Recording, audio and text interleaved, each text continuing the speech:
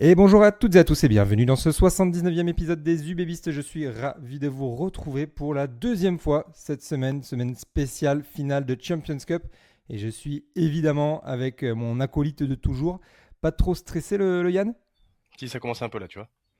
Même Ouais, si comme j'ai si tu d'autres choses jouais. à, ouais, j'ai d'autres choses à m'occuper, tu vois. Mais je commence Ouais, ça tout occupe. doucement. Ouais, un peu, ouais. Surtout quand on Un en a petit deux. bébé, ça occupe, ouais. Et du coup, ouais, ça commence à monter doucement en pression là. Ouais, j'imagine. Bah là, on est à J-2. Donc là, à l'heure où on enregistre, les joueurs partent à Bilbao. Donc eux, ils vont aussi avoir 2 jours à gamberger sur place. Sauf qu'eux, ils vont pas manger les pinchos comme nous samedi. Et pour cet événement exceptionnel, on muscle un peu notre jeu chez les UBBistes avec un ancien joueur de l'UBB qui est passé par chez nous il y a 2 saisons maintenant, lors de la saison 2023-2024. Notre ancien demi de mêlée, Théo Nanette. Salut Théo. Salut à tous, ravi d'être là. Bah écoute, ravi de t'accueillir. On a eu l'occasion de faire 2, 3 émissions ensemble sur Ici Gironde, mais c'est la première fois chez les UBBistes. Ça va pas trop stresser? Ouais, non, ça va, j'ai été bien accueilli, donc je pense que ça va bien se passer et j'ai hâte de commencer. Et côté actu, toi, tu as fait un petit trip du côté de Hong Kong avec l'équipe UBB Sevens, mais pour jouer à du rugby à 10 récemment, c'est ça? Ouais, c'est ça. J'ai fait un premier voyage à Los Angeles avec une autre orga et là récemment on est parti à Hong Kong avec, comme tu as dit, l'UBB Seven pour la deuxième année consécutive. Ça s'est bien passé. Alors on a moins performé que l'année dernière, mais c'était toujours aussi cool. L'expérience, elle est énorme. Et puis rugbystiquement, le 10, c'est vraiment une discipline qui mérite d'être vue et d'être un peu plus mise en lumière en France. Je crois que ça va être un peu mis en lumière samedi soir. C'est ça, devant 40 000 personnes, normalement, si tout se passe bien. Donc ça devrait mettre un joli coup de projecteur devant cette discipline. Alors, je sais pas si ce sera exactement la même discipline que vous faites. Ça Peut-être sera pas du le même rugby à sport 10. exactement. Non, ce sera du rugby à 10. Alors, ce sera pas, je pense, le même spectacle, mais pas le même format aussi, parce que je crois qu'ils font 3 fois 20 minutes, si j'ai bien compris. Du coup, c'est pas le même format que le format classique, où normalement c'est 2 fois 10 minutes. Mais c'est bien, c'est une première approche, et franchement, pour une première approche du rugby à 10 en France, ce qu'ils ont organisé là, ça va être quand même incroyable. Ouais, puis on en a bien entendu parler là. Canal, ils ont Ah quand ouais. même fait le taf. Là, il y a 2 jours, ils étaient sur tous les plateaux télé et radio. Donc ce sera samedi soir après la finale, évidemment. Et notre quatrième intervenant aujourd'hui, bon, vous commencez à le connaître parce que je crois que c'est la troisième fois ou quatrième fois que tu viens Ah, je parmi crois, nous. ouais, troisième peut-être, ouais. Ouais, c'est notre puits de science Alexis, a.k.a. Amour du rugby sur Instagram, qui est aussi aux manettes un peu dans l'ombre de Rugby Confidential, le podcast de Nogodi et Gaël Ficou, qui sort tous les mardis ou mercredis, quelque chose comme ça? Tous les mardis, ouais, c'est ça, Tous les mardis. Bon, exactement. comment ça va, Alexis? Bon, ça va, super. Hâte de ce magnifique week-end. Là, on a une période incroyable qui arrive, forcément, avec les matchs couperets. Très content d'être là pour parler avec vous. Enchanté, du coup, Théo, on se connaît pas encore. Et félicitations, Yann, surtout pour l'heureuse nouvelle. Là, j'ai appris ça. Bah, écoute, magnifique. Je pense que Ouais, voilà, ça nous montre aussi de très belles périodes et forcément, bah voilà, bravo. merci, merci. Tu dis ça, mais quand il va falloir aller donner un biberon à la 70e samedi, il Il va moins faire le attendra. malin. Il attendra. Bon, avec Yann, Théo et Alexis, on va essayer de vous donner un peu toutes les clés de ce match pour vous permettre de briller, que ce soit dans un bar à tapas à Bilbao en avant-match ou dans les tribunes de Chaban. Il y aura un écran géant dans Chaban. Je crois que c'est déjà complet, de toute façon. Mais avant de commencer, je tenais à passer un petit coucou à l'équipe du Bouchon Bordelais qui est rue Courbin et leur chef Fred, avec qui j'ai pu papoter un peu ce matin. Si vous souhaitez déjeuner ou dîner avec un staff passionné de l'UBB, vous pouvez y aller les yeux fermés. Ça leur fera plaisir de servir des supporters de l'UBB. Bon, pas samedi, hein, parce que samedi, c'est match. Et ce samedi à 15h45, heure locale, l'Union Bordeaux-Bègles s'en va défier une équipe légendaire de la compétition, le Leinster. Ce sera à Bilbao, à San Mamés. Avant de parler du match en lui-même, on va parler un peu des à côté. San Mamés, donc stade inauguré en 2023, 53 000 places. C'est le lieu du dernier sacre du Leinster. C'était en 2018 contre le Racing. Est-ce qu'il y en a parmi vous qui ont déjà pu y aller et qu'est-ce que vous en avez pensé? Moi, jamais, mais il paraît que c'est incroyable. Jamais de mon côté, j'ai pas eu cette chance. Et Yann non plus. Non, non. Bon, bah, je vous raconterai du coup, vu que moi je serai sur place. Ah ouais, aucune idée. Mais effectivement, apparemment, c'est quand même. Mais ça s'appelle la cathédrale du foot. Mais on va voir ce que ça donne côté rugby.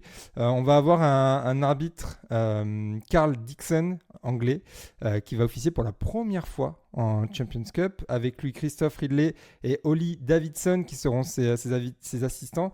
Ollie Davidson, c'est l'Écossaise qui avait arbitré Clermont-Loup. C'était la première femme arbitre sur un match de top 14. Est-ce que, Yann, toi, tu as un avis sur cet arbitre Carl Dixon qui sera du coup aux manettes? Est-ce que c'est comme Nika Machukeli qui est pas trop regardant sur les contacts à la tête ou c'est un peu plus strict? Non, non, non, mais j'aime beaucoup. En fait, ça fait partie des. Il n'y a pas vraiment de surprise entre lui et Carlet d'ailleurs qui va arbitrer la Challenge Cup. C'est un peu les deux arbitres qui sont voilà qui sont pour moi les meilleurs. Il y a aussi l'arbitre qui avait arbitré Toulon en demi-finale qui parle français. J'ai oublié son nom. Euh, Luke Pierce? Non. Ouais, ouais, exactement. Mais Carl Dixon, c'est un très bon arbitre. Par contre, comme tous les arbitres en Champions Cup, c'est assez libéral, donc ça favorise le jeu. C'est pas trop regardant sur les rucks. Tu vas au-delà un peu d'un ruck ou sur une phase d'attaque, t'as un petit passage à vide. Ça joue parce que ils ont l'habitude d'arbitrer comme ça en Angleterre et en Champions Cup. Et c'est ce qu'on demande aussi au niveau international. Favoriser le jeu, qu'il y ait de la fluidité, etc. Donc il y a beaucoup moins de sifflets qu'en top 14. Moi, ça me va. Il faut juste pas qu'il s'emballe comme il s'était emballé. Je crois que c'était à Pau où il avait demandé au talon sud-africain de faire un départ de mêlée et après il avait marqué l'essai. Mais en plus, c'est plutôt bien passé quand il nous a arbitré cette année, tu vois. Je crois que c'est lui qui nous arbitre au Bulls. Donc très bien. C'est-à-dire que voilà, ça favorise le jeu, donc pas de surprise. On sait ce qui nous attend. Ça va être plutôt un match agréable à suivre. Pareil pour toi, Alexis, pas d'inquiétude de ce côté-là? Non, forcément, quand aujourd'hui tu prends des arbitres de niveau international à ces échéances-là, pas forcément d'inquiétude. Après, évidemment, je vais plutôt être regardant lors du match parce qu'on sait que aujourd'hui, sans commencer forcément dans l'analyse, mais l'arbitrage des rucks, l'arbitrage des mêlées sera forcément très important, mais pas d'a priori en tout cas pour l'arbitre du match. Et Théo, petite question pour toi, à quel point ça a une importance, tu vois, de connaître l'arbitre, un peu ce qui va siffler ou non. On a vu que par exemple cette semaine encore, Kevin Briley était aux côtés de l'UBB pour donner des consignes. Est-ce que c'est quelque chose qui est vraiment important dans la préparation d'un match ou finalement c'est plus les directives générales qui sont importantes en fonction soit de la compétition, soit de certains arbitres? Non, maintenant, ça, c'est quelque chose de très important, mais qui, j'ai envie de dire presque à tous les niveaux professionnels, c'est un facteur qui est pris en compte. Et c'est un facteur qui est pris en compte presque, j'ai envie de dire, au même titre que la météo. C'est-à-dire que l'arbitre, il est étudié en amont par les coachs, par le staff. Et toute la semaine, du coup, les équipes ont des focus sur les secteurs sensible, que l'arbitre, siffle en général, de manière générale. Donc être accompagné toute la semaine, ça permet justement de se focaliser sur, les détails et comme on sait en général ces matchs aussi importants, et ces finales, ça se joue, très souvent à des détails justement. Donc à cette phase de jeu où, peut-être ce ruck, on va pas mettre les mains parce que toute la semaine on nous a répété: «Attention, il est très attentif sur les grattages, attention sur les libérations, attention de rentrer dans l'axe». C'est tous ces petits détails, ces petites choses qui ont été travaillées justement par le staff et du coup qui ont accompagné les joueurs qui peut faire une différence sur une finale où on sait surtout, enfin justement avec une équipe comme le Leinster que ça peut se jouer à une pénalité en fin de match ou à un coup de pied, une action mal gérée, quoi. Et j'ai plus souvenir, en 2024, t'étais encore, parce que donc t'es arrivé du coup en joker de Yann Lesgour qui lui était revenu un peu en fin de saison. T'avais pu participer à la préparation du match ou c'était déjà la fin du contrat? C'était déjà la fin. Alors moi, j'étais resté avec l'équipe pour m'entraîner et pour rester un peu au contact. Mais après, sur la fin, vu que j'avais plus de contrat et du coup, j'étais plus assuré, fallait que je prenne un peu de distance, surtout sur toutes les séances terrain, en fait, pour éviter les accidents. Parce qu'en cas d'accident grave, de couverture et de responsabilité, je pouvais plus être sur le terrain pour préparer.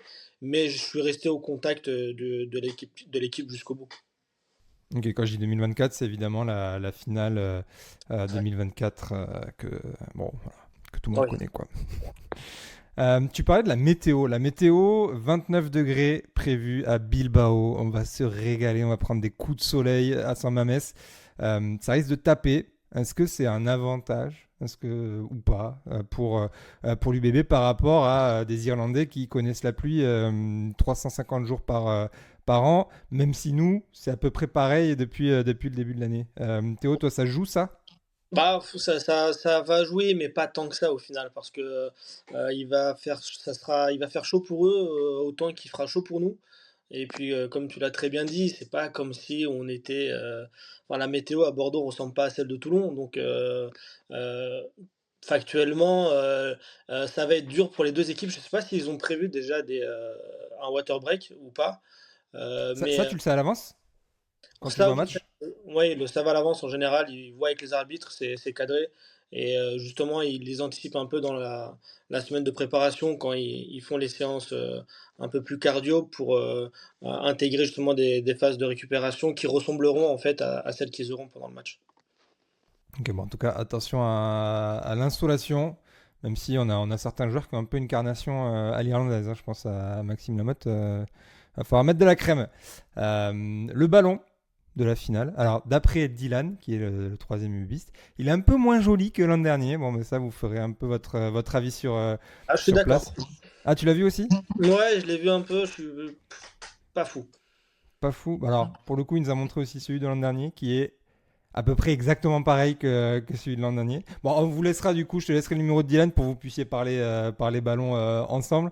Bon, faut pas trop que je le chauffe non plus, Dylan, parce que je risque de le croiser samedi à Bilbao. Il est un petit peu plus costaud que moi, donc on l'embrasse à Dylan, bien sûr. Bon, assez parlé chiffon, on va peut-être parler un peu rugby. On va commencer du coup par le Leinster. Alors, le Leinster, c'est 8 finales récentes de Coupe d'Europe. 4 fois champion d'Europe, 2009, 2011, 2012 et 2018. Mais ensuite, 4 finales perdues consécutivement. 2019 face aux Saracens, 2022 et 2023 face au Stade Rochelais et 2024 face au Stade Toulousain. Bon, on dit jamais 4-5-5, donc si l'on fait 4 fois, ils peuvent le faire encore une fois. Tiens, on va lancer Alexis. Qu'est-ce que tu penses de cette équipe Qu'est-ce que toi, tu mettrais d'abord en avant pour parler du Leinster? Ah, je pense qu'on sous-estime un petit peu quand même le pack du Leinster, c'est-à-dire que ces derniers temps, ils ont quand même eu pas mal d'absents, notamment au poste de pilier. Et là, quand on voit la compo probable, il y a des retours qui sont quand même très importants. Je pense à Andrew Porter, je pense à Clarkson aussi, le droitier. On a un peu d'un côté cette fin de génération où effectivement, je trouve qu'on est quand même loin des standards, parce que cette équipe du Leinster, elle nous fait quand même énormément penser à l'équipe d'Irlande. Et c'est vrai quand je trouve qu'aux alentours de 2023, c'était quand même une équipe qui était très très très intéressante, très huilée. Aujourd'hui, notamment à l'ouverture, on voit que c'est une équipe qui se cherche quand même depuis la fin de Sexton. Mais pour autant, c'est une équipe qui enchaîne les finales. Alors certes, elle ne gagne pas, mais comme à chaque fois, il faut toujours se hisser jusqu'en finale. Ils sont champions du RC l'année dernière, même si pareil en championnat, il y a plusieurs moments où ça a été assez compliqué. Donc c'est une équipe que je trouve assez redoutable. Elle est capable de faire de très belles choses avec des lancements qui sont très intéressants. Il y a eu aussi l'arrivée de Jack Nienaber qui a un petit peu transformé, je trouve, cette équipe du Leinster. Jack Nienaber qui était notamment le sélectionneur de l'Afrique du Sud lors de la Coupe du Monde 2023. Je pense qu'on aura l'occasion d'y revenir un peu plus en détail dans l'analyse des systèmes, mais cette équipe, elle se transforme un petit peu avec une défense qui est plus agressive.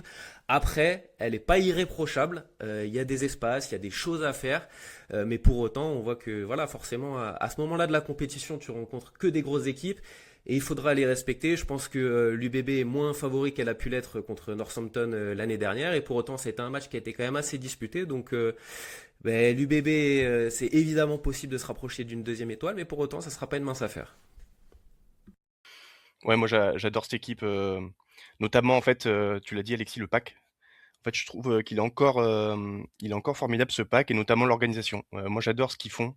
Ils attaquent quasiment, alors c'est du 8-0 ou du 4-4. Enfin bon, ils sont serrés au centre du terrain et ils arrivent, en fait, ces cellules, elles arrivent à communiquer, mais hyper facilement, que ce soit une passe dans la défense, avant la défense, derrière dans le dos.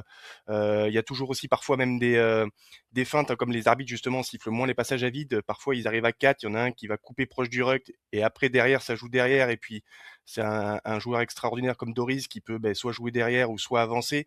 Enfin, voilà, ils ont des cellules de gros qui sont hyper structurées, des lancements sur touche qui sont hyper structurés et qui sont hyper propres. Ils marquent souvent après touche. Je crois que c'est un tiers de leurs essais dans la compétition là où ils marquent après touche. Donc forcément, je pense que le staff, parce que autant je pense que leurs cellules, ça va être très compliqué de les casser. Je crois que j'ai rarement vu des équipes arriver à tuer ces cellules. Il y a peut-être en 2023 où l'Afrique du Sud, mais là on parle des équipes nationales, avait réussi un peu à les démonter physiquement là-dessus. Et encore, ils ont perdu le match, hein, mais a réussi un peu à stopper leur avancée. Donc ça, je pense qu'on n'y arrivera pas. Il faudra essayer de les contenir. Par contre, le gros point clé à mon avis et ce qu'il va falloir essayer de faire, c'est les gêner sur ces lancements touches parce que forcément c'est une des rampes de lancement qui est hyper importante pour eux et si on arrive un peu à dérégler cette machine qui est très très bien huilée, tu leur enlèves énormément de munitions parce qu'après derrière c'est quand même beaucoup moins fluide que par exemple BAF qui je trouve alors c'est des équipes qui se ressemblent un peu, hein, c'est des équipes avec des forts potentiels en attaque avec notamment des lancements de jeu qui sont hyper bien huilés mais t'as pas le même magicien au poste de 10 quoi entre un Russell et un Burn. Et donc forcément, t'as pas la même efficacité quand tu as dépassé les 1, 2, 3, 4 temps de jeu pour avoir la bonne décision, la bonne passe au bon moment. Donc, euh, donc ouais, toujours très impressionné par SPAC, un peu moins par l'organisation collective derrière. Mais par contre, devant, c'est trop fort, quoi. C'est-à-dire que les touches est fort. Quand ça fait les lancements de jeu, j'ai revu le match de Toulon, les lancements de jeu à 5 mètres, quand il y joue à la main, là, c'est parfait. T'as des courses, t'as Van der Flier qui me fait une course de travers, c'est lui qui va la récupérer. Voilà, ils ont une troisième ligne XXL, donc ça va être un super beau combat pour nos gros. J'ai vraiment hâte de voir comment ils ont toujours répondu présent, que ce soit Toulouse qui est un pack, c'est quasiment le pack de l'équipe de France. Bas, c'était quand même aussi un pack qui est assez conséquent avec Dutoit qui a un gros droitier. Et là, on va affronter l'Irlande avec des retours, une troisième ligne énorme, seconde ligne aussi. On n'a pas parlé de McCarthy, mais qui est aussi un gros porteur.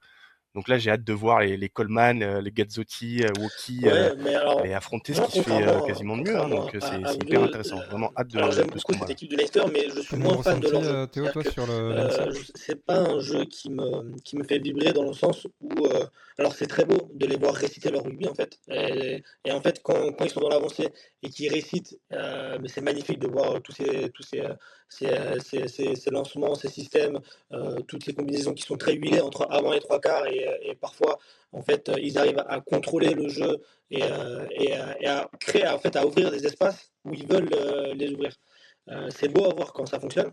Et du coup, là où tout l'enjeu du match, je pense, ça va être justement dans la capacité à Bordeaux à résister et à imposer justement un défi physique à cette équipe du Leinster pour pas les laisser mettre en place ce style de jeu et leur jeu, leur système qui est très huilé, quoi. Je suis plus fan, moi, des équipes qui sont un peu plus instinctives, qui jouent un peu plus à l'opportunité et en fait aux espaces qu'on leur laisse. Bon, alors typiquement le jeu de Bordeaux où ils essaient de trouver un mix, mais ils ont cette manière instinctive avec des joueurs et notamment une ligne de trois quarts qui peut faire la différence dès qu'on leur laisse un petit bout d'espace et qui peuvent tuer des actions et qui ont été très très bons surtout sur les contre-attaques, sur les ballons de récupération.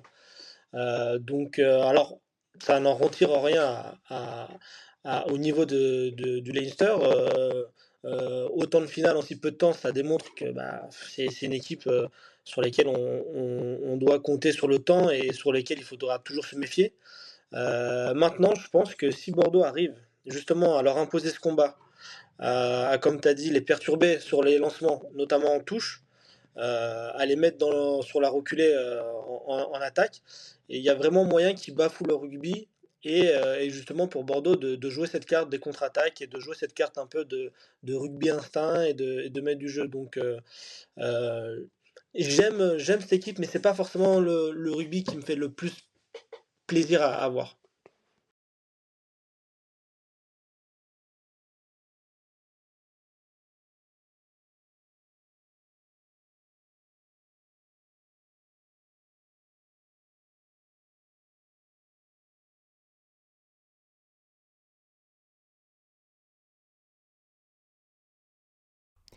Et donc un gros pack, on a bien compris que ce ne sera pas une équipe facile à manœuvrer, mais quand il y a eu le match Leinster-Toulon, euh, j'ai beaucoup lu que quelle que soit l'équipe qui se qualifierait entre Bath et l'UBB, elle n'aurait pas tant de mal à battre, en tout cas cette forme-là du Leinster. C'est des avis qui revenaient beaucoup sur les réseaux. Alors on connaît évidemment Pour ma part, je dirais les que réseaux en direct, donc c'est toujours un paradoxalement, peu mais bon, ça sûrement va et ce qu'on voit, c'est que exagéré. les faiblesses Mais du Leinster sont quels sont plutôt du coup sur au niveau de leur charnière les points où je qui peuvent trouve nous donner que de l'optimisme et à sur l'époque, lesquels avec un on Sexton, peut être quand relativement ils avaient du mal serein justement côté à être dans Leinster? Quelles sont l'avancée, en gros être dans les l'avancée faiblesses et du qu'ils n'étaient Leinster? pas dominants d'un point de vue physique, ils avaient ce joueur qui pouvait débloquer des situations et par son jeu au pied justement arriver à renverser en fait la pression. Et c'est ce qu'on a pu voir contre Toulon. Alors après, les conditions étaient un peu particulières, mais au final, lorsqu'ils ne sont pas dominants devant, euh, ils ont du mal à mettre leur jeu en place et ils n'ont pas ce joueur qui arrive à renverser la pression et à faire en sorte de remettre son équipe dans l'avancée par une stratégie et du jeu au pied. Je pense que c'est là où on peut jouer une carte et on peut être un peu optimiste sur le fait que si on arrive à les mettre sous pression en difficulté, ils vont avoir un peu plus de mal justement à jouer leur rugby.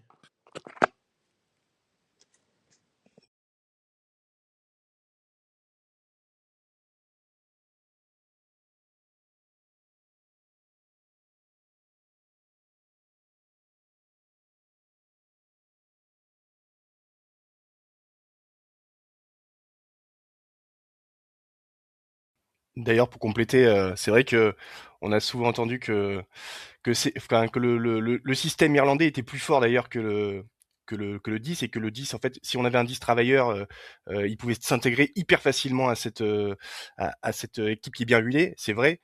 Mais en fait, tu te rends compte de la force qu'était Sexton, un 10 de classe mondiale, parce que forcément, oui, il fait bien jouer son équipe, mais tu as le petit truc en plus sur certaines phases de jeu, une petite diagonale, effectivement un 50-22, une passe dans le bon timing, le fait de garder un peu plus le ballon. Et là, tu vois un peu la différence. Et d'ailleurs, ils n'arrivent pas à retrouver un 10 de cette qualité, hein. Ils ont cherché, hein. Ils ont tenté de mettre en avant Prendergast. Ça a été une catastrophe pour lui parce que il s'est un peu effondré après un très bon mondial U20, mais après ça a été très très très très compliqué. Là, ils sont avec Burn, mais voilà, qui est pas forcément un super titulaire. Il y a aussi Froley, mais qui joue un peu moins et qui est plus 15.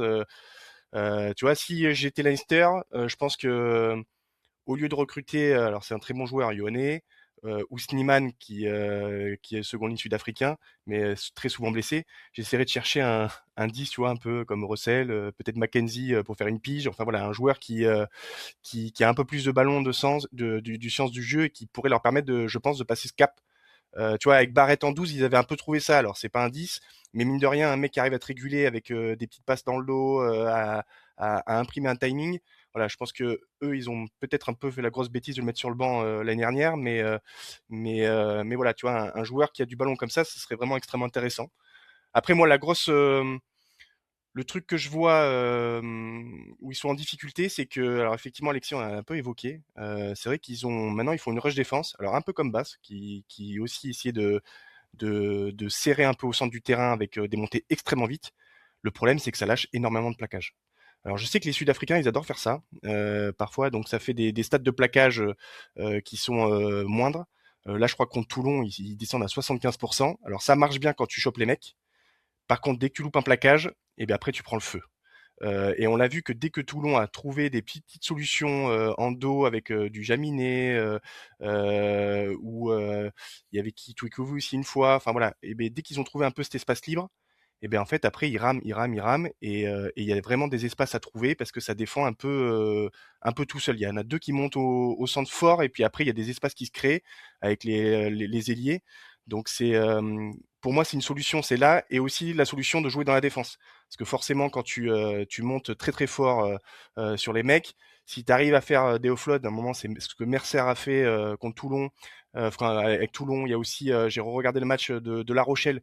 Jégoul avait fait pas mal de fois, il a réussi à transpercer plein axe comme ça.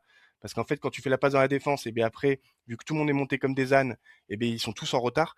Donc là, je pense que il y a des solutions à trouver, que ce soit autour de Mathieu, ou que Mathieu prenne des décisions tout seul, ou aussi on peut dézoner. Je pense que si Loulou arrive à dézoner et qu'il prenne le ballon en fait en position de 15 avec être beaucoup en profondeur, à mon avis avec ses pattes, ça va être très très compliqué d'aller le chercher. Donc tu vois, quand Dréan marque ses essais, tu vois, ils étaient un peu à la ramasse. Donc là, à mon avis, ça va être une solution, mais il va falloir avoir de temps en temps le ballon, parce que c'est ça le problème avec ces Irlandais, et surtout bien l'utiliser et bien mieux utiliser qu'a pu le faire Toulon, où ils ont été un peu trop discrets et ils sont un peu lâchés sur la fin de match, quoi. Ouais, c'est vrai que Dréan, ils ont mis du temps à le trouver. On l'a vu surtout en fin de match. Alexis, toi, même son de cloche? Ah ouais, vraiment, vraiment, totalement la même analyse que Yann. C'est-à-dire que effectivement, cette rush défense, donc cette défense très agressive sur les extérieurs, ça laisse des opportunités.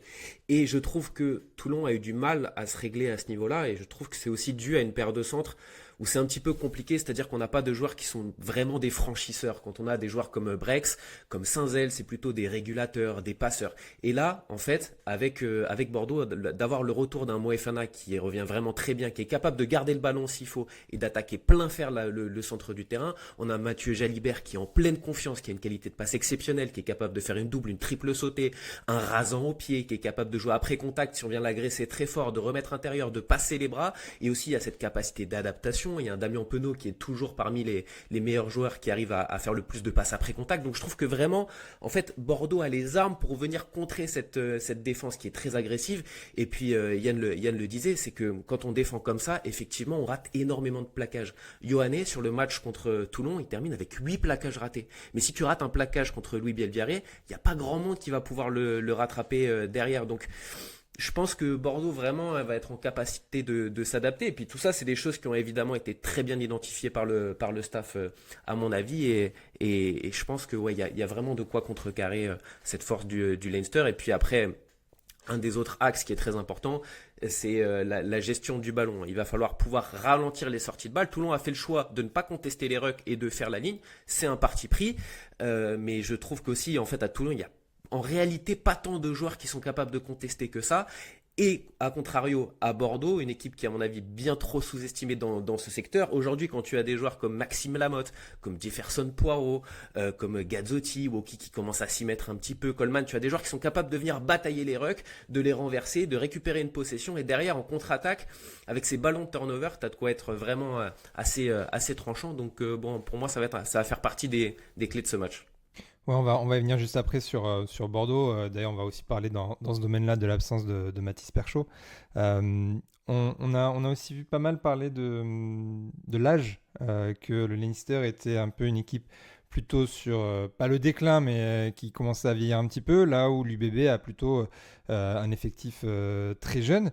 Est-ce que ça peut jouer en termes de physique? On sait aussi qu'on a un gros banc. Qu'est-ce qu'il en est du côté du Leinster? Alors après, ça c'est un problème, hein. Effectivement, l'inconstance du Leicester, on l'a vu dans pas mal de matchs. Et d'ailleurs, ça va être j'espère que le staff de Bruges, enfin si j'y pense, je pense qu'ils y pensent. Euh, c'est pas grave si on prend la foudre en fait. Si tu prends un 21-0, il faut pas que le match soit lâché. Parce que en fait, cette équipe du Leicester va forcément te donner l'opportunité de se faire attraper. Et à chaque match, c'est tout le temps ça. Si on peut éviter quand même de le prendre le Non, 21-0. bien sûr, mais ça peut arriver parce qu'en fait ils ont quand même des forces de frappe. Ils attaquent très fort leur match, hein. Contre Toulon, Toulon a pris l'eau. Tu vois, il y a un essai refusé. C'est un micro en avant de Gibson Park, le ruck avant, et le Toulon était complètement dépassé. Mais il faut attendre parce que dans les temps longs, c'est vrai qu'ils ont un peu de mal à répéter les tâches, et après forcément aussi la rush défense ça use. Ils montent un peu moins bien, et donc en fait après tu auras les opportunités de marquer. Ils n'ont pas non plus un buteur de classe internationale, donc ils marquent pas tous les points. Donc voilà, donc il faut pas paniquer, parce que je pense que le temps long sera favorable pour nous, parce qu'effectivement, je pense qu'on a un banc qui est quand même extrêmement impactant, hein. Ce banc, il a fait mal au Stade Toulousain, qui est bon, c'est le Stade Toulousain. À Bas, c'est la même chose. Enfin voilà, on a un banc, on aura quasiment le même banc que ces deux matchs.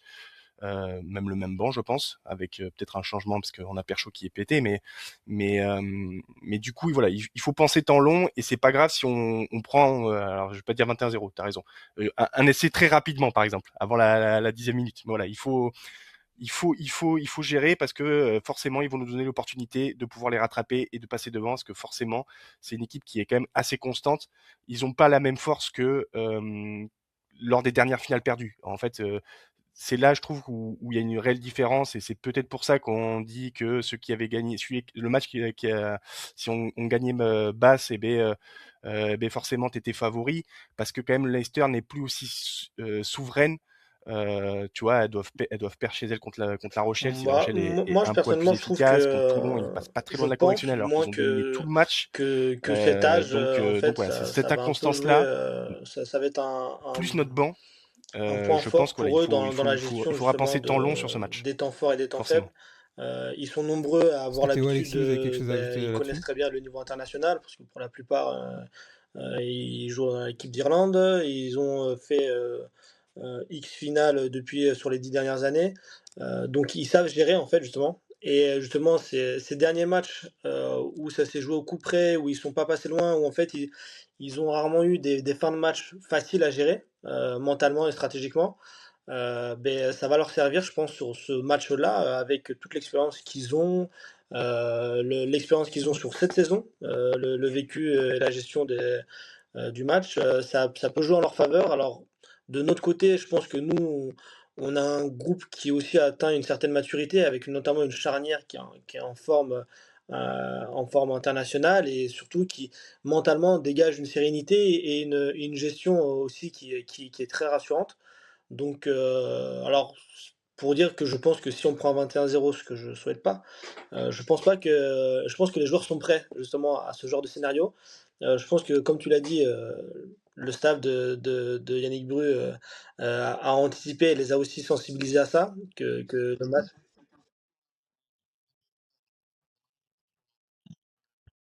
tout était préparé. C'est travaillé depuis, c'est un travail de longue haleine. Mais non, mais je pense que cette notion d'âge, en tout cas, elle joue plutôt en leur faveur dans la gestion justement d'un scénario un peu difficile sur des fins de match. Mais du coup, c'est pour ça qu'on on prenait 20 pions contre Bayonne et contre Perpis, c'est pour préparer le scénario?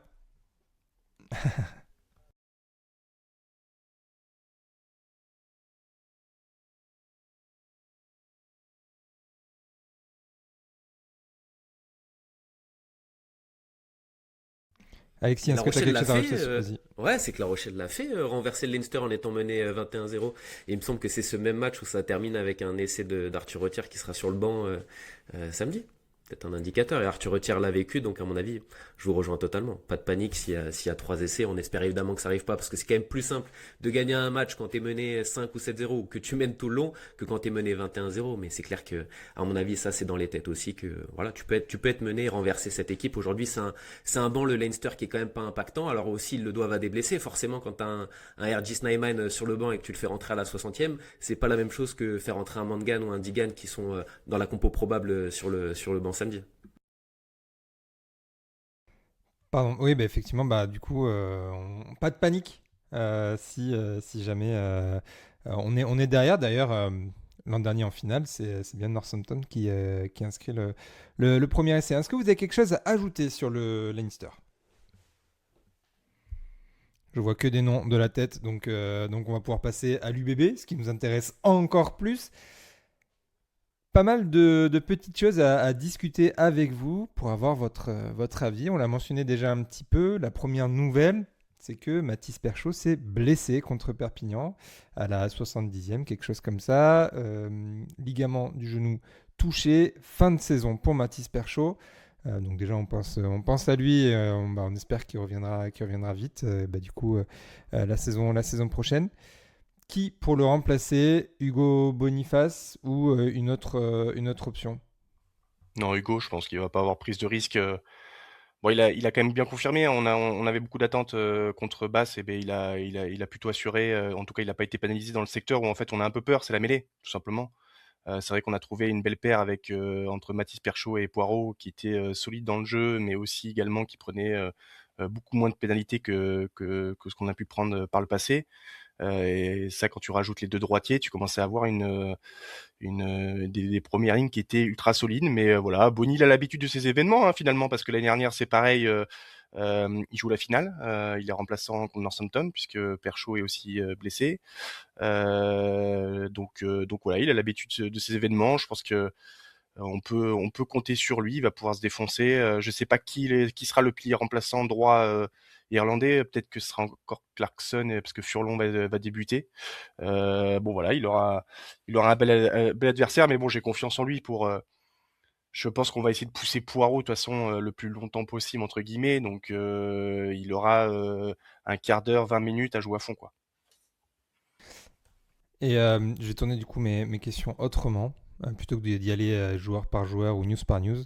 Un peu comme pour le Leinster, quels sont un peu sur quoi va devoir appuyer le Leinster pour faire mal à l'UBB, mais surtout comment l'UBB va pouvoir répondre, quelles vont être les forces de l'UBB, même si on les a rapidement mentionnées en parlant du Leinster. Mais tiens, par exemple, Alexis, toi, qu'est-ce que tu vois, qu'est-ce que l'UBB doit faire pour battre ce Leinster? Chacun les rucks, déjà, ça va être quelque chose de très important. Dominer les collisions, que ce soit offensive ou défensive. Et là-dessus, je voudrais mettre en avant Marco Gazzotti. Je pense que vous en parlez aussi assez régulièrement. Je trouve que sa progression est assez impressionnante. C'était un jeu un peu stéréotypé. On se demandait comment il allait pouvoir faire évoluer son jeu. Est-ce qu'il allait toujours être aussi dominant? Parce qu'en jeune, forcément, c'est un contexte qui est aussi assez favorable. Et quand tu passes au niveau international, parfois, tes qualités ne suffisent plus toujours et il faut devenir un petit peu plus polyvalent. Et finalement, je trouve que ces derniers temps, la domination physique, malgré son jeune âge, etc., malgré ses courses très très droites, il arrive à être dominant. Ça reste encore un très jeune joueur et franchement, j'ai été assez impressionné sur les derniers matchs de son avancée à ce sujet-là. Après, un Cameron Wauki, pareil, qui vraiment est venu sécuriser la touche qui était assez aléatoire de la part de Bordeaux depuis un an, même si effectivement ça fonctionnait très bien en Coupe d'Europe, c'était un peu plus compliqué en championnat. Je trouve que voilà, il y a un nouveau cap qui a été franchi avec Cameron Wauki, qui l'a très bien remplacé Guido Petti dans ce secteur-là. Et que ce soit dans les touches offensives et dans les touches défensives aussi, parce qu'il a cette capacité à contrer. Je crois que c'est un des meilleurs contreurs. Je crois qu'il est peut-être premier, deuxième en top 14. À mon avis, ça dépend avec Hugo Radou. Mais en tout cas, voilà, c'est un joueur qui peut être déterminant dans ce match parce que on parlait de la capacité du Leinster à avoir de très bons lancements en touche. Il y a deux écoles. C'est soit tu décides de ne pas sauter et de te sécuriser en bas pour prendre possiblement l'avantage ou en tout cas contenir sur les ballons portés, ou alors tu fais le choix de sauter au risque de te fragiliser, mais en même temps tu peux aussi récupérer la possession. Donc c'est des choix qui seront intéressants à suivre lundi. C'est des choix qui seront intéressants à suivre samedi, voir si ça va décider de sauter ou plutôt de défendre en bas. Et puis on en a parlé, et c'est pareil, forcément la charnière aura évidemment un rôle déterminant dans la rencontre, que ce soit Mathieu Jalibert pour dynamiser et dynamiter cette défense, ou Maxime Lucu dans l'occupation de gagner du terrain, de jouer assez haut dans le camp Mais comme il vient de des dire, Irlandais. pour Donc moi, voilà, vraiment, pour la moi, ça charnière, sera un petit peu les joueurs clés ça de va cette être rencontre. l'axe Théo, primordial toi qui connais sur ce bien match. D'autant plus que je l'effectif, on a pense vu que que tu as joué avec le une Leinster, très grande partie notamment, va cibler des joueurs justement qui cette seront charnière parce présents qu'ils ce ils ont samedi conscience à Bilbao. que Quel joueur les joueurs t'attend comme particulièrement? Louis ou comme Damien, ils sont mis sur orbite très souvent par un Mathieu ou un Max. Donc, d'où l'intérêt justement de perturber ces rucks, perturber les libérations de balles, en fait, empêcher le plus possible à cette charnière bordelaise d'être dans le confort et de pouvoir mettre en place son jeu. Je pense qu'il va y avoir cet aspect-là qui va être important, où les Irlandais vont mettre énormément de pression du coup sur les rucks et sur notre charnière. Et va y avoir aussi une gestion du fond de terrain, parce que je pense que les Irlandais vont essayer de s'exposer le moins possible, du moins dans leur camp. Donc il va y avoir, d'un point de vue stratégique, un beau combat en termes de jeu au pied, et en termes de contest. On sait aussi que les Irlandais sont en général les champions sur le jeu sans ballon. C'est-à-dire que sur les efforts produits, sur les courses, sur les chasses, en général, ils sont très très bons, ils sont très bien organisés et ils ménagent pas leurs efforts. Donc je pense il va y avoir énormément de jeu au pied de pression. Et sur les ballons hauts, du coup, nos ailiers vont avoir du boulot à faire, même s'il fait beau et qu'on est en été, ça peut paraître un peu paradoxal, mais je pense que stratégiquement, les Irlandais vont pas vouloir s'exposer de trop. Donc il y a ces trois notions, la charnière, la gestion des rucks et la gestion du troisième rideau et ses ballons hauts.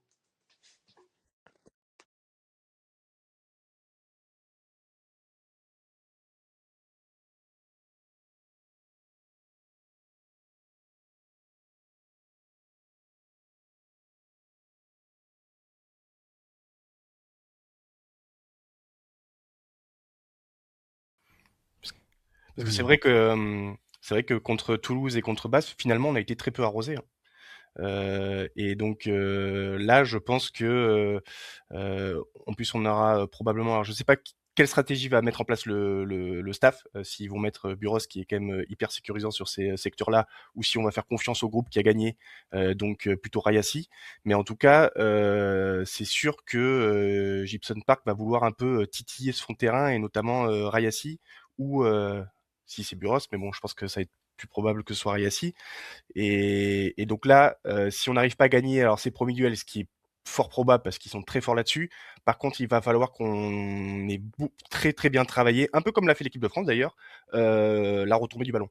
Parce que forcément, en fait, si tu arrives à bien te placer, une action comme ça peut devenir hyper positif pour toi parce que parfois ça claque, le ballon il tombe par terre, il est dégueulasse, mais après c'est un ballon de récup. Donc forcément, on va être exposé là-dessus.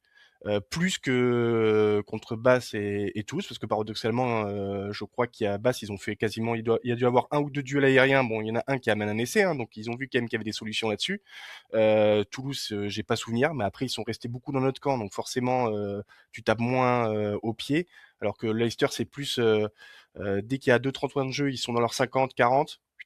C'est une quille obligatoire. Donc là, forcément, avec un jeu de pression. Donc là, il va falloir. Et je pense que le staff a bien travaillé, hein. De toute façon, j'ai l'impression que ce match, on le travaille depuis euh, plusieurs semaines. Tu vois, on connaît l'adversaire, on avait la probabilité que ce soit eux. Et donc, je pense ils ont dû travailler ça. Et c'est vrai que cette retombée va être extrêmement intéressante. Et puis après, il y a l'autre secteur aussi qui, je pense, va être intéressant parce que ça peut amener en fait des pénalités gratuites et donc après des pénales touches. Il va falloir que Sadi fasse son match comme d'habitude face à Porter, qui est un très gros pilier. Mais en fait, on a vu que Sinclair contre Toulon, en fait, il s'est pris deux trois pénalités parce que liaison trop courte, ça tombe au sol, etc. Les arbitres ont parfois plus tendance à écouter le pilier qui a plus de cap parce que forcément il a plus de références. Donc voilà, il va falloir être hyper sérieux en mêlée parce qu'il ne faut pas qu'on tape des pénalités gratuites sur ça et qu'après on reprenne des pénales touches parce que là on va reprendre la pression pour rien. Donc ça va être extrêmement important et j'ai confiance parce qu'on a une paire de droitiers quand même qui est extraordinaire, je trouve, entre Sadi qui fait un taf monstrueux alors que ce soit en mêlée mais aussi dans les plaquages à deux, il fait un travail de dingue. Et puis après, bon, il y a Big Ben, on ne le présente plus. Je pense que les Irlandais vont le reconnaître tranquillement quand il va rentrer pour mettre ses petites percussions, quoi. Et juste pour revenir sur le jeu au pied, tu disais que le Leinster allait sûrement plus nous arroser que Bath et Toulouse. Mais je pense aussi que Toulouse et Bath ne l'ont pas fait parce que, en gros, si tu et un peu nous, on n'est jamais aussi fort que dans le chaos avec nos flèches comme Louis, comme Damien, etc. Et si tu fais un box kick avec un ballon qui traîne, tu l'as dit, avec un 50-50 et que bah, c'est récupéré par un Jalib ou un Louis, bah, derrière, en fait, tu t'exposes à une contre-attaque et c'est peut-être aussi pour ça que ce genre de coup de pied n'a pas été surutilisé. Et je vous invite aussi à aller voir une vidéo qui a été faite par un compte irlandais, il me semble, sur les chasses des joueurs de l'UBB que moi j'ai retweeté, donc allez voir sur Twitter. Mais pendant la dernière finale contre Northampton, pour en gros montrer le jeu au pied de l'UBB, le jeu au pied Ouais, enfin, c'est vrai offensif du coup. que, alors tu vois, pour reprendre quand tu dis, Et les c'est un chasses match qui qu'ils avaient ont été bien faites travaillé. notamment par Louis et C'est Damien, en et général, que ça enfin, avait été là une sur une arme finale, le létale travail de toute une saison pour les Saints qui avaient été qui va devoir se constamment payer. sous Et pression. faut pas Et je pense oublier que ça va être que aussi derrière, quand un même, des gros le enjeux coach de cette équipe de de Bordeaux, ce ça match-là, reste à un savoir Irlandais. comment on arrive à les Et mettre je peux vous sous dire pression sur ce genre que quand j'y sur ce étais genre de ballon. déjà, il accorde énormément d'importance à ce travail sans ballon et à ses chasses après le jeu au pied. Et c'est des efforts qu'il faut maintenir et sur lesquels ils sont très exigeants tout au long de la saison. Et après, en fait, je pense que c'est un peu là le casse-tête qui doit y avoir pour cette équipe du Leinster et ce staff quand ils ont préparé en fait ce match. Parce que sur cette stratégie, s'il utilise du jeu au pied, va falloir être très bon en dessous. Parce que comme tu l'as dit, si tu te loupes, derrière, en termes de turnover, l'UBB, c'est une équipe qui est très performante. Ils ont des joueurs qui font une différence avec un trou de souris. Et ça va être un peu la même chose sur leur système défensif si ils utilisent en fait ce rush défense.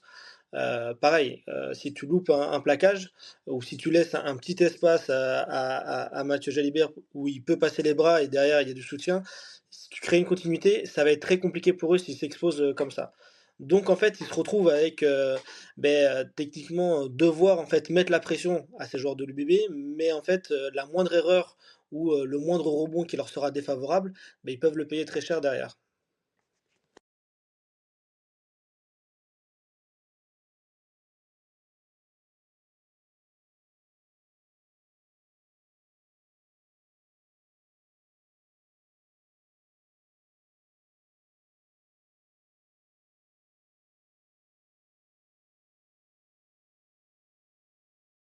Alexis, qu'est-ce que tu en penses, toi?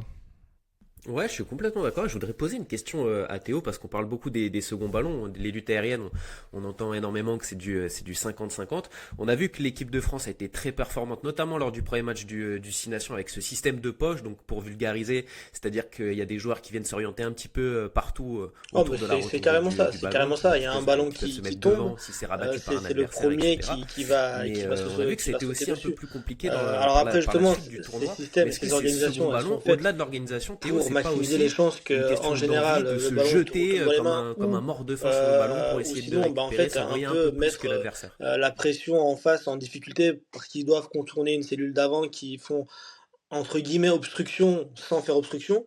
Mais après, sur un simple en avant ou un turnover un peu classique, ça, c'est des choses qui sont répétées aussi à l'entraînement. À chaque fois, les seconds ballons, les seconds ballons. Et là, faut être un chien de la casse, quoi. C'est le premier qui se jette dessus. Et alors, en général, ça demande pas grand talent, ça, hein. C'est vraiment celui qui a le plus envie. Et quelquefois, c'est celui qui l'arrache au sol, même dans les bras de l'adversaire.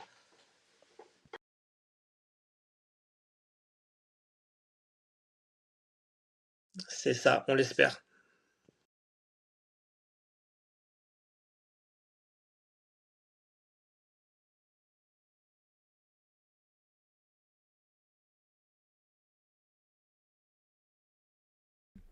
Et là où ça a peut-être pas gagné les seconds ballons contre Perpignan, ça les gagnera sûrement samedi.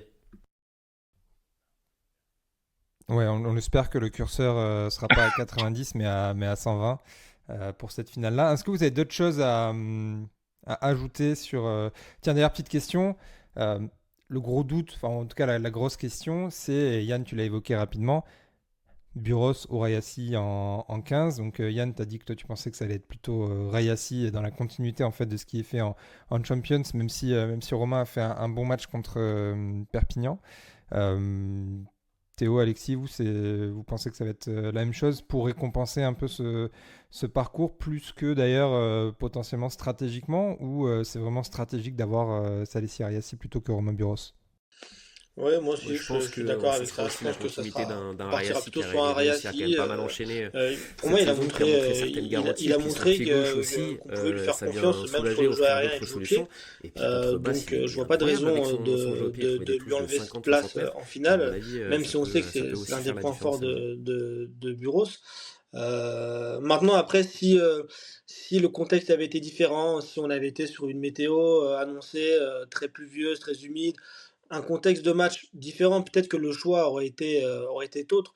Mais là, je vois pas pourquoi Rayassi aurait pas sa place là en tant que titulaire sur cette finale.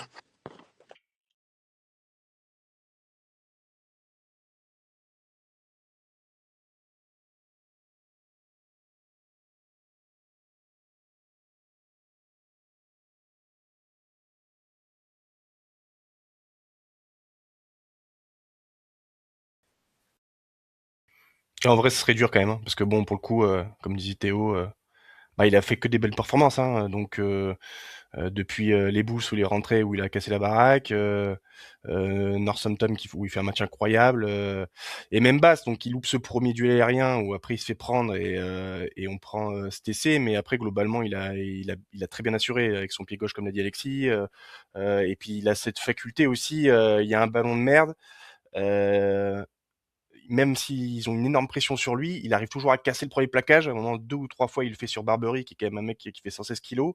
Il arrive à passer les bras, à attendre le soutien. Donc, tu vois, il te remet dans l'avancée, ce qui fait qu'il remet tout le monde de l'avant et tu subis pas la pression que tu peux subir si t'as un box kick. Donc, ouais, voilà. Et puis en plus, Bru a l'habitude quand même. On avait un peu le même débat l'année dernière. Alors je pense que c'était pas les mêmes qualités, mais avec Mamad qui avait fait toutes les phases finales avec nous et on se demandait pourquoi Gazzotti n'était pas titulaire parce que on le trouvait quand même extrêmement impactant. Mais voilà, il a fait confiance à un groupe. Tu récompenses à un groupe. Il y a aussi, c'est vrai qu'on parle beaucoup d'aspect sportif, mais tu as quand même aussi l'aspect humain et mental. Voilà, tu veux récompenser un groupe, le groupe va se battre ensemble, quoi. Donc je trouve ça plutôt juste même. Ouais, mais après, ça fait aussi un peu de peine pour Romain Buros C'est sûr. qui est là depuis longtemps et qui aurait mérité de jouer cette finale. D'ailleurs, je crois que c'est sur la finale l'an dernier où il met une belle passe D à Damien Penaud. Et Mais où bon, il fait il faut faire des choix de toute façon. et il se blesse et puis il fait un KO aussi au pauvre Fairbank qui a une saison galère, je crois, parce qu'il s'était pété le bras contre Castres et puis là il revient, il est tout juste et il se fait prendre un KO. Bon, ça a complètement désorganisé l'équipe de Northampton derrière, mais c'est vrai que le pauvre, bon, c'est comme ça. Euh, et peut-être un dernier point sur cette équipe de l'UBB. On a vu contre Basse notamment et contre Toulouse, il me semble que c'était déjà le cas, un banc en 6+2 avec comme deux arrières Arthur Retière et Hugo Reuss. Et on a vu qu'à chaque fois, en fait, Hugo Reuss jouait très très peu.